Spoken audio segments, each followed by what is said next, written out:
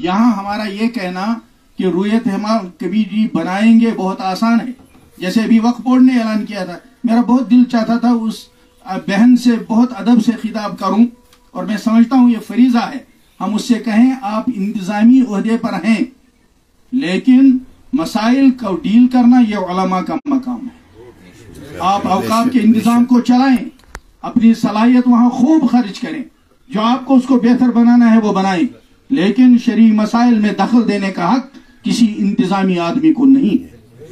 یہ مسلمان ملکوں میں سلطنت کے سربراہ کو ہے, اس لیے اس کی طرف سے جب بھی کمیٹی کا اجلاس ہوتا ہے رویت ہلال کا کسی بھی جگہ میں کسی ضلع میں, تو صدر کا نمائندہ شرکت کرتا ہے.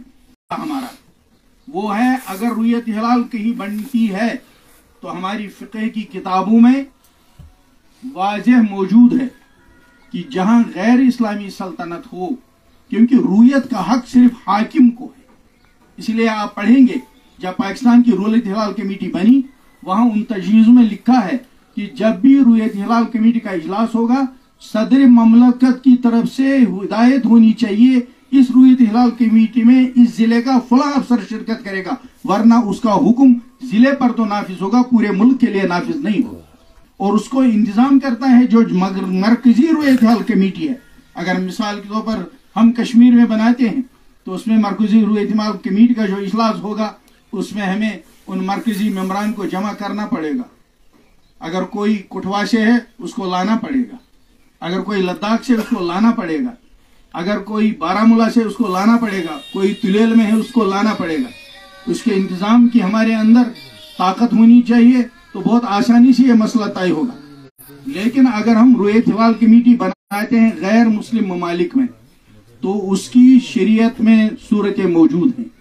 اس کے لیے مسلمانوں کو اپنا ایک امیر متعین کرنا ہوتا ہے, اس کو آج کی اصطلاح میں امیر شریعت کہتے ہیں.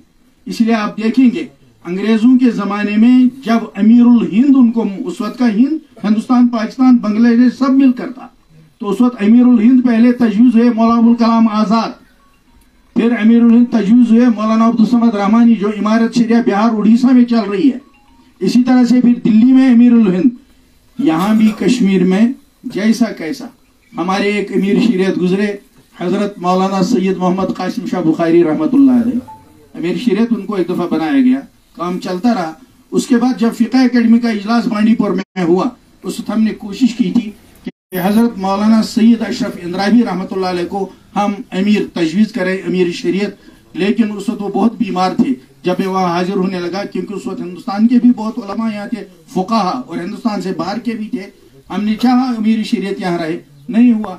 پھر آدمی اپنے مسلک کا مکلف ہوتا ہے. پھر آخر میں جا کے ہم نے مفتی الغنی ازہری کو, وہ بیچارے تھے وہاں سہارنپور سے اوپر بیٹھے, ہم نے کہا آپ ہی مانگ لو امیر شریعت. اس وقت چھوٹی چھوٹی ہلال کمیٹیاں ہم نے ہر جگہ بنوائی, لیکن وہ چونکہ ایک خاص مسلک کی تھی ان سے رابطہ تھا, ہر دفعہ ہوتا تھا. لیکن یہاں فیصلہ چاہے کتنی بھی رویت ہلال کمیٹیاں بنی, فیصلہ ہوتا تھا مفتی اعظم کے یہاں سے, کیونکہ یہ ادارہ اسلامی زمانے کا یہاں قائم ہے. اور ہم سمجھتے ہیں اب بھی ہمیں اس اجتماعیت کو خراب نہیں کرنا چاہیے. اگر رویت ہلال کمیٹیاں بنتی بھی ہیں وہ ان سے تعاون کریں گی, یہ معاون ہوں گے, یہ ان کے ساتھ ربط رکھیں گی.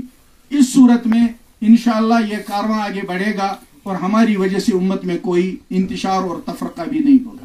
مجھے لگتا ہے کہ جو ضروری باتیں اس مجلس میں آنی چاہیے تھی وہ آ گئی ہیں, اور جو پچھلے دنوں ناگوار ناپسندیدہ صورتحال پیدا ہوئی, میں سمجھتا ہوں جو حضرات شروع میں موجود تھے, ہمارے مفتی اعظم صاحب نے جس انداز سے مسئلے کو پیش کیا وہ تو خود ہی ہمارے سامنے منظر پیش کرتی ہے کہ ان کے دل کی گواہی کیا ہے.